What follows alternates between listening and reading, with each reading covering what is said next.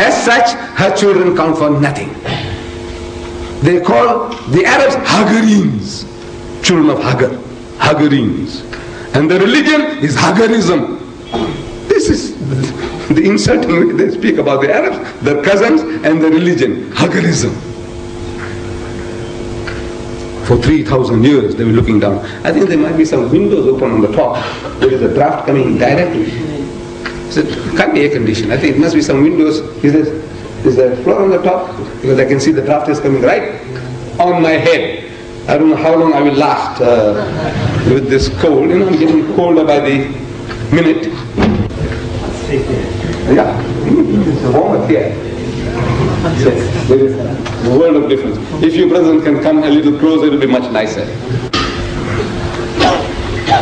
So they were looking down upon the Arab cousins. Good for nothing.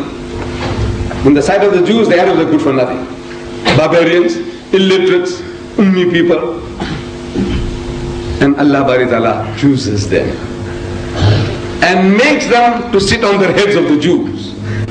But now once He puts you on the pedestal, it is not forever. You have to do the work, produce the fruits. You don't produce the fruits, يَسْتَبْدِلْ قَوْمًا غَيْرَكُمْ. He will substitute in your place another people. That's the law. Allah, why don't people learn? That's the law. So the Muslims spread out. They went as far as Spain, as far as the Atlantic coast. They went and conquered Spain, and they ruled that country for 800 years. Muslims ruled the European nation, Spain, for 800 years. No Christian nation has ever ruled Muslims for that period of time. Do you know that? The longest that they ever ruled was in Mozambique, the Portuguese. See, Mozambique is a Muslim territory. Even today, 60% of the people of Mozambique are Muslims. Here, next door to us. This place was an Arab outpost, trading post. And there was a governor there when the Portuguese came along and conquered them. There was a governor by the name of Musa bin Baik. Musa bin Baik was the governor of that territory. When the Portuguese, with his superior gun power, he came and knocked hells into them and conquered the place. Whose place? Musa bin Baik. They couldn't say Musa bin Baik, so they say Mozambique. That's how the name Mozambique comes about. The Muslims went in this, crossed the straits, the sea between Africa and Spain, and landed at a place, Jabal. They call that mountain Jabal al-Tariq. Tariq was the commander who crossed over from Africa to Spain, and the place where they landed, they call that mount Jabal al-Tariq. Now, the Westerners, they call it Gibraltar. Jabal al-Tariq, they say Gibraltar. The Muslims went as far as the Philippines. They had the trading post there. Ma'manullah. By the help of Allah, they reached there. Ma'manullah. They say Manila. Muslim. The longest that the Christians ever ruled Muslims was in Mozambique for 500 years. They ruled your motherland, Indonesia, for 300 years, the Dutch. 300 years. Longest was in Mozambique, 500 years. The Muslims ruled Spain for 800 years. What were they doing? Muslims were having a jolly good time, wallah. As the Afrikaner is having now, here, the white man, same thing. The Muslim was same position. In Spain for 800 years he had it. The Afrikaner is here only for 300 years. He's having a good time. The halwa and the nice things here. He's having it only for 300 years. The Muslims had it for 800 years. And they're listening to the dire warnings of the Quran. Allah is warning them. He's warning us all times. The warnings are eternal. فَلَمَّا نَسُوا مَا ذُكِّرُوا بِهِ.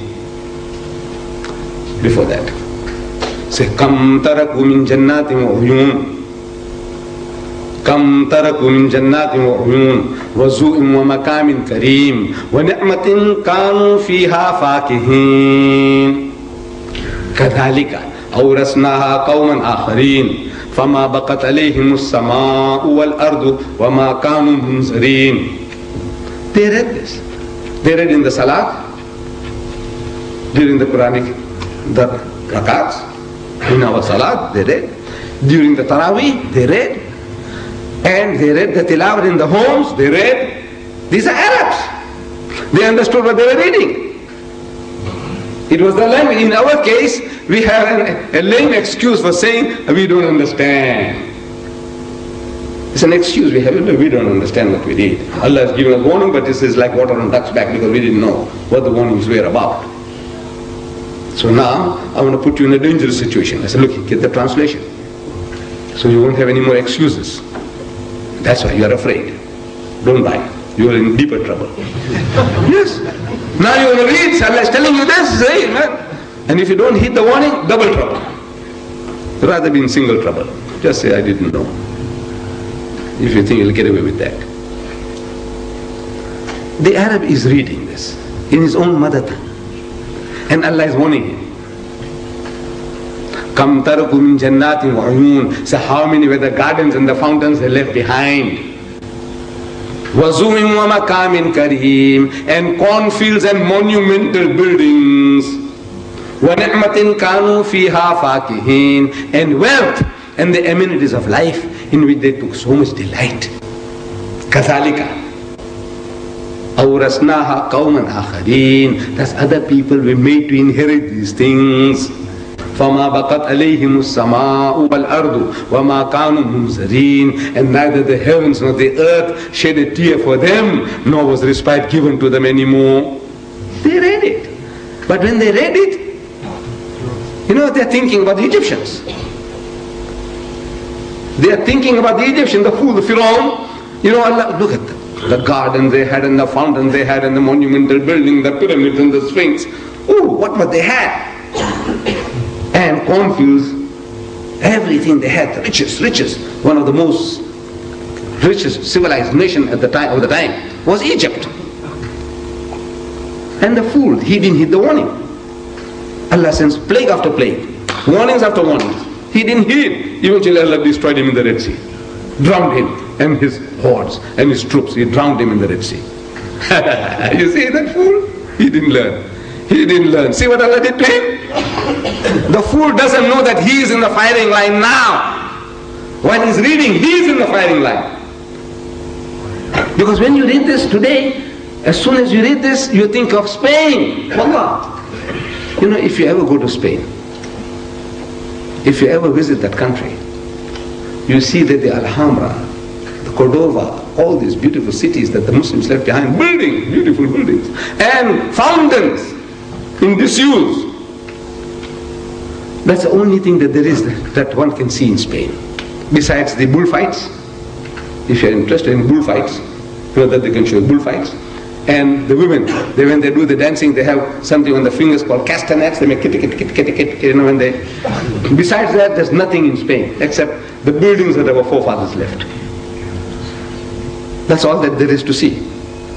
But for 800 years, Allah gave them a mighty long inning to do the job. No, they won't do the job. You know why?